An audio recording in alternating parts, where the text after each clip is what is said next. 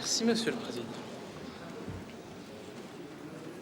Monsieur Di Rupo, Monsieur Renders, dans un mois, les Belges se rendront aux urnes. Et puisque le référendum est anticonstitutionnel dans notre belle démocratie, après avoir voté, ils devront se taire pendant 5 longues années et confier leur destinée aux partis politiques. Ces partis politiques qui sont créateurs de divisions et d'oppositions, ces partis qui détruisent notre pays depuis des décennies. Eh bien, ces partis ont décidé quels étaient les articles de notre Constitution qui allaient pouvoir être soumis à révision. Et le vote de cette révision de la Constitution entraînera la dissolution des chambres qui sonnera les 3 coups de la réelle campagne électorale. On vous verra bientôt tous sur les marchés avec vos plus beaux sourires. Et qu'attendre de bon de cette révision de la Constitution? Rien de très folichon pour les citoyens, leur qualité de vie et leur pouvoir d'achat. Que pouvons-nous de toute façon attendre de positif de ces partis politiques qui ne répondent qu'aux intérêts des lobbies pharmaceutiques et agroalimentaires, qui rampent devant Monsanto, qui lèchent les bottes des Rothschild, Bilderberg et compagnie, de ces partis succursales des banques, de l'Europe, des États-Unis, d'Israël et du Qatar?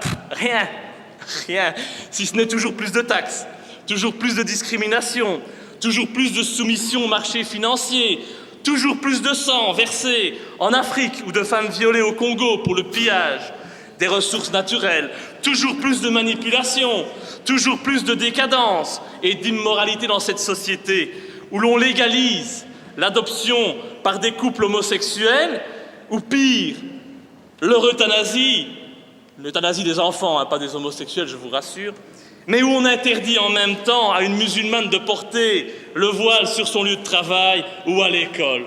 Totalement incohérent. Depuis des années, les partis politiques en place n'ont fait que détruire notre pays, créer des problèmes, réduire nos acquis sociaux. Imaginez que notre pays, sous le gouvernement Di Rupo, en est venu à chasser les chômeurs et à piller les mendiants. Mais où va-t-on? Où va-t-on? Droit dans le mur, droit vers la pauvreté, droit vers la guerre civile, si nous vous laissons poursuivre vos objectifs sataniques. Notre Constitution, vous aimez bien satanique, Monsieur Renders, je vois. Notre Constitution de 1830 était simple, limpide, claire, et vous l'avez dénaturée, complexifiée au possible. Vous avez détruit l'unité du pays, vous avez dressé des murs entre flamands et wallons. Et le fédéralisme aujourd'hui n'a rien apporté à la population. Et seuls les partis politiques et les politiciens ont gagné quelque chose avec ce fédéralisme coûteux, ces 6 gouvernements et ces 600 élus pour 10 millions d'habitants. Vous avez créé l'Europe, cette Europe qui devait nous protéger et qui est en train de détruire notre tissu économique et industriel. Cette Europe qui asphyxie nos travailleurs qui sont mis en concurrence directe avec des Roumains ou des Polonais qui se contentent de salaires de misère. Et les changements que vous décidez ne sont jamais favorables à la population. J'ai beau chercher, je ne vois pas. Jamais. Et au contraire, à la population, vous lui demandez toujours de faire des efforts et d'accepter l'inacceptable. Et dans les textes, la Belgique est une démocratie représentative et parlementaire où le Parlement contrôle le gouvernement. Mais dans les faits, le Parlement n'a rien à dire. Après 4 années passées dans ce Parlement, je peux l'affirmer, le peuple n'est pas souverain. Ne racontez pas d'histoire. C'est le gouvernement qui a tous les pouvoirs et c'est lui qui impose ses décisions au Parlement. Nous payons les salaires de près de 600 députés fédéraux et régionaux, mais ce sont les 10 présidents de partis qui peuplent cette assemblée, qui décident, et non les députés qui, eux, se contentent de suivre les choix imposés par leur direction. Et quand je vois ces élus dont je n'ai jamais entendu le son de leur voix à cette tribune et qui peuplent cette assemblée, je me dis quel argent dépensé pour rien.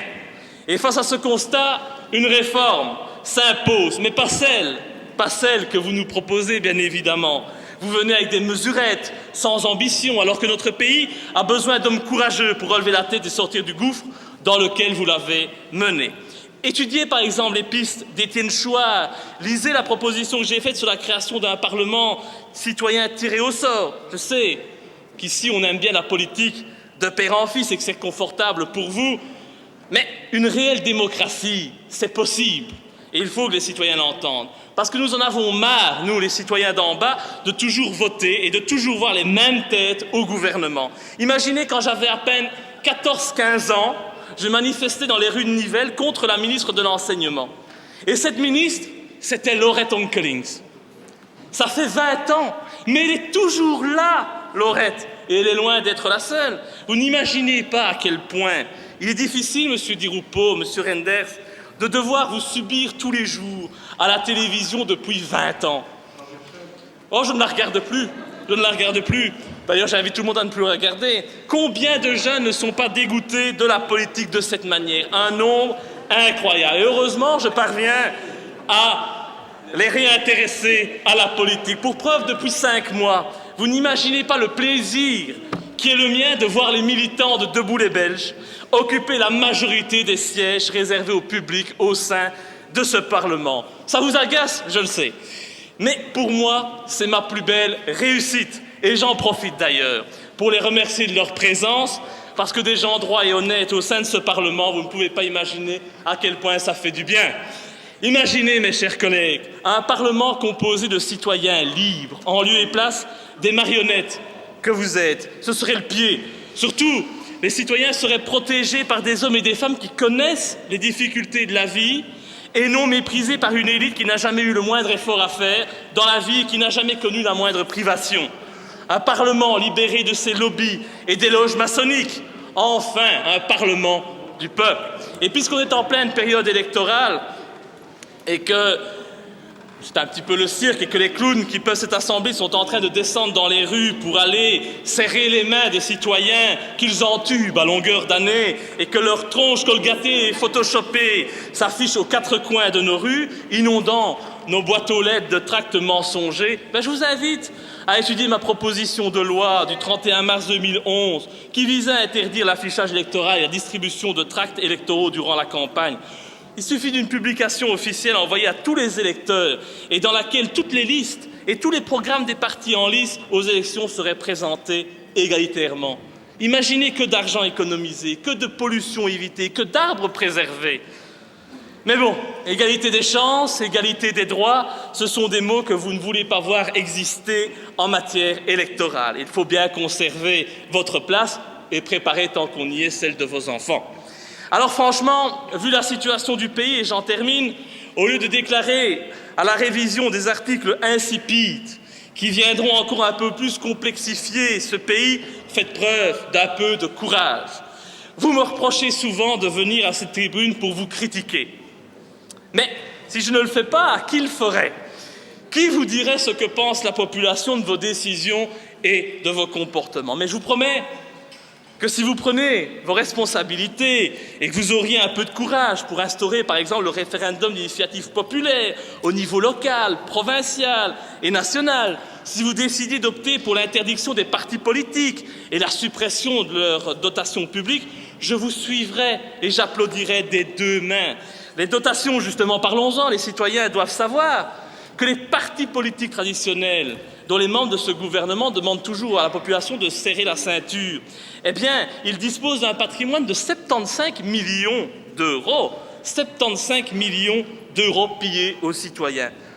Vous imaginez 75 millions d'euros? De quoi offrir un toit, et pas des baraques, monsieur Di Rupo, à tous les SDF et offrir des logements décents à toutes les familles dans la précarité. Je vous suivrai également si vous décidiez d'abandonner le fédéralisme qui conduit le pays à sa perte pour refaire de la Belgique un État unitaire, libéré de ses charges financières que sont les régions et les communautés et leur multitude d'élus.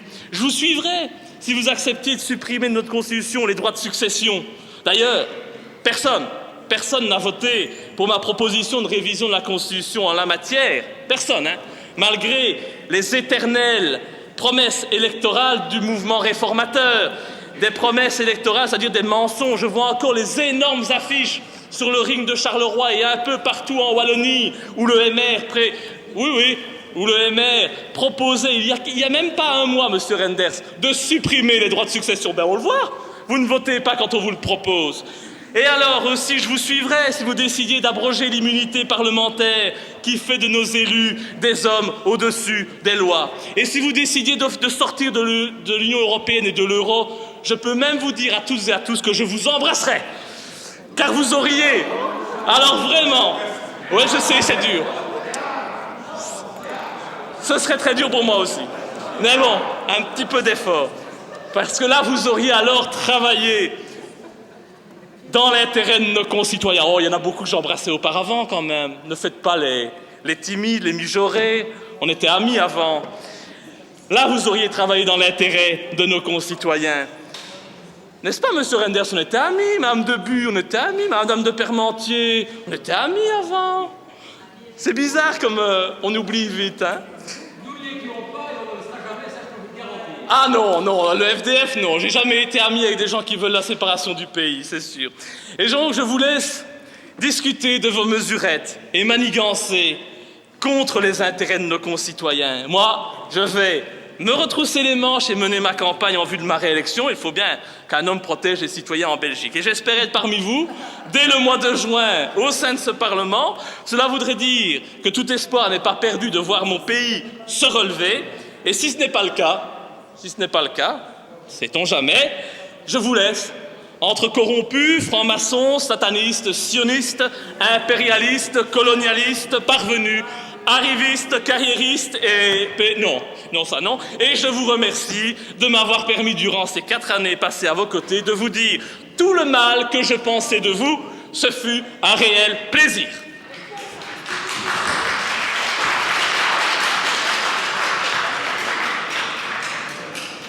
Je voudrais simplement rappeler au public qu'il n'est pas permis d'applaudir.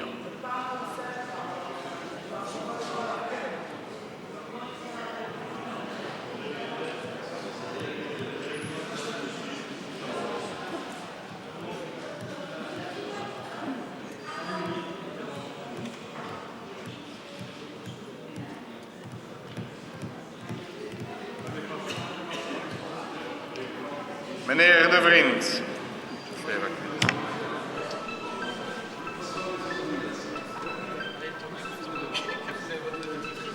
Moi, je file un rencard à ceux qui en ont marre des idéologies, discours et baratins. On ne vous promettra pas de tout changer en un soir, mais juste de nous lever pour garder l'espoir. À tous les méprisés, recalés de la société et du chômage, les privés du gâteau, les exclus du partage, je n'ai qu'une chose à dire et sans embâche, debout, debout pour crier notre rage. Debout les Belges, debout les braves, debout mes camarades, l'heure est venue d'éviter la débandade.